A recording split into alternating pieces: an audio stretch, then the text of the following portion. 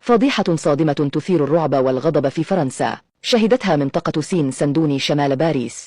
نعم أمينة، فقد تم اكتشاف شبكة من الانتهاكات الجنسية ضد الأطفال داخل مستشفى يفترض أن يكون ملاذا آمنا لهم، وقد تم اعتقال رجل وممرضة أحدهما يشتبه في كونه المحرض الأساسي، بينما يعتقد أن الآخر كان تحت سيطرته وتأثيره النفسي. وفي تفاصيل أكثر أفادت صحيفة لو فيغارو نقلا عن مكتب المدعي العام في مدينة بوبيني الواقعة ضمن إقليم سين سندوني شمال باريس بأن الممرضة البالغة من العمر 26 عاما والتي تعمل بقسم حديثي الولادة بمستشفى مونترويت تواجه تهمة تتعلق بالاعتداء الجنسي على قاصرين دون سن 15 وتصوير مواد إباحية للأطفال.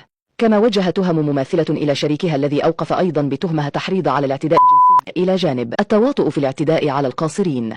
ووفقا لصحيفة لاراثون الإسبانية فقد انطلقت التحقيقات بعد أن قام أحد العاملين في القطاع الصحي بتقدم طواعية إلى الشرطة كاشفا عن فظائع ارتكبت بحق الأطفال داخل منشأة للأمومة.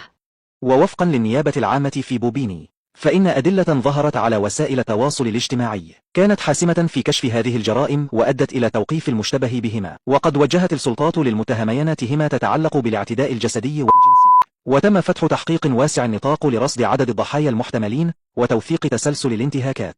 وأكد خبراء في مجال حماية الطفولة أن هذه الفضيحة تمثل تهديدا خطيرا لثقة الجمهور في النظام الصحي، وأنها تتطلب تحركا عاجلا لضمان عدم تكرار مثل هذه الجرائم مستقبلا. ولا تزال تحقيقات مستمرة وسط تأكيد السلطات على أن العدالة ستأخذ مجراها، وأن حماية الأطفال ستظل أولوية قصوى في وجه مثل هذه الانتهاكات الصادمة.